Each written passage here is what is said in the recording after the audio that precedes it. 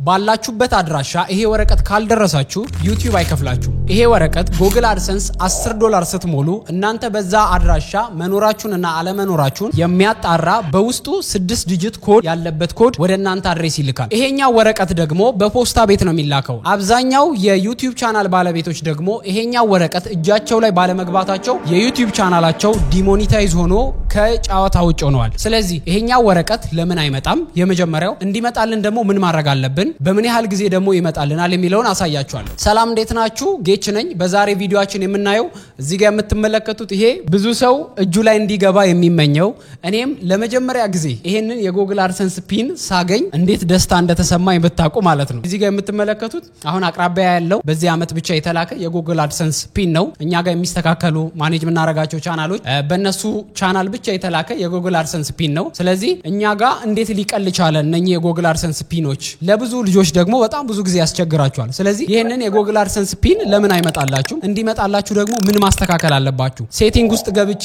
እያንዳንዱ ጋር ምን ማስተካከል እንዳለባችሁ የማሳያችሁ ይሆናል ማለት ነው። ኦኬ ወደ ስክሪኔ ልምራችሁና ይሄኛው የጎግል አድሰንስ ፒን በውስጡ 6 ዲጂት ኮድ ይዟል። ይሄ ኮድ እናንተ ጎግል አድሰንስ ላይ በሞላችሁበት አድራሻ መኖራችሁንና አለመኖራችሁን የሚያረጋግጥ የጎግል አድሰንስ ፒን ነው። በተዘዋዋሪ ከጎግል ካምፓኒ ጋር ለመስራት ጎግል ካምፓኒ የናንተን አድራሻ ማወቅ ይፈልጋል። ሙሉ ኢንፎርሜሽናችሁን ይፈልጋል። ፓስፖርት ይፈልጋል። ባላችሁበት አድራሻ ደግሞ እንደምትገኙና እንደማትገኙ ይሄንን ፒን ይልክላችኋል። ይሄው ጎግል አድሰንስ ይላል። ዩቲዩበር መሆን ኢትዮጵያ ውስጥ ትንሽ የቀለለ ይመስለኛል። ዩቲዩበር መሆን ኢትዮጵያ ውስጥ የቀለለው አንደኛ ብዙ ጠቃሚ ነገሮች ስለማይሰሩ፣ ክሬቲቭ ቪዲዮዎች ደግሞ ከዚህ በፊት ብዙ ስላልነበሩ ኢትዮጵያ ውስጥ በጣም እንደቀላል ታይቷል። አሁን ግን ትንሽ እያንሰራራ ነው። ብዙ ሰዎች ወደ ዩቲዩብ እየመጡ ነው።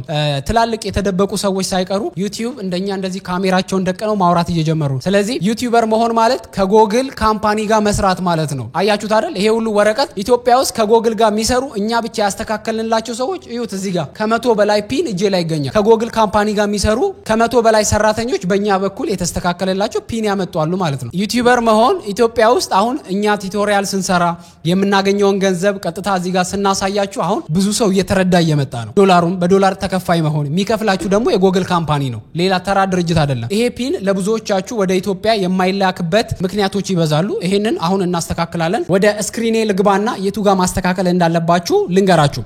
ኦኬ እዚህ ጋር እንደምትመለከቱት አድሬስ ቬሪፊኬሽን ይላል። ይሄ ጎግል አድሰንስ የሚባለው ዌብሳይት ላይ ነው።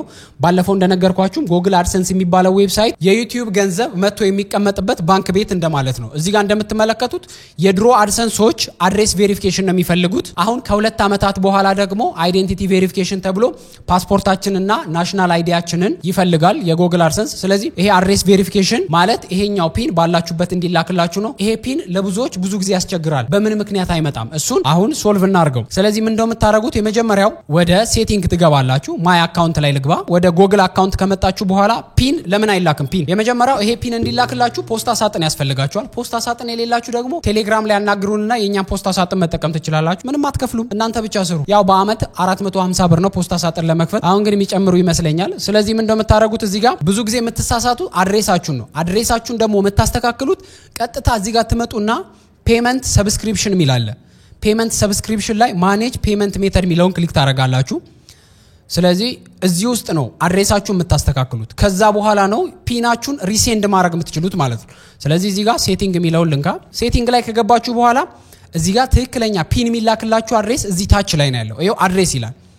እዚች ጋር እቺ የስራስ ምልክቷን ነክታችሁ እዚህ ጋር ነው ትክክለኛ አድሬሳችሁን የምታስገቡት። ይሄው ፒኦ ቦክስ አስገብቻለሁ። ሐዋሳ ይላል። ፖስታ ሳጥን አስገብቻለሁ። አዲስ አበባ ከሆነ አዲስ አበባ ፖስታ ሳጥን።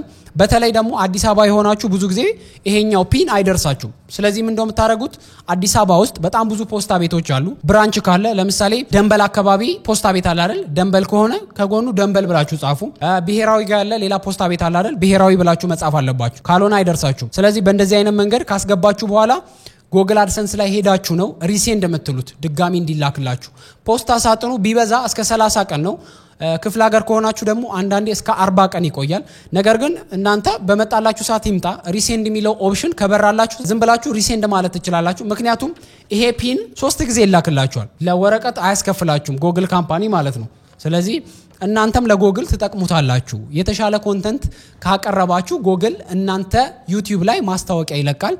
ስለዚህ ጎግል ያለ ምክንያት ይሄንን ፒን አይልክላችሁ የተሻለ ኮንተንት ስላቀረባችሁ ከኔ ጋር አግሪመንት እናረጋለን አግሪመንቱ ላይ ካሉ ህጎች መካከል ደግሞ አይዴንቲቲ ቬሪፋይ ማድረግና ይሄንን አድሬሳችሁን ቬሪፋይ ማድረግ ነው ስለዚህ ይሄንን 3 ጊዜ ልክላችኋል ሪሴንድ ካረጋችሁ 3ቱም ጊዜ ሲልክላችሁ እዚህ ጋር ያለው 6 ዲጂት ቁጥር ተመሳሳይ ነው ስለዚህ ሪሴንድ አድርጋችሁ በእንደዛ አይነት መንገድ መቀበል ትችላላችሁ ይሄን ይመስላል በቀጣይ በሌላ ቪዲዮ እንገናኛለን መልካም ቀን ይሁንላችሁ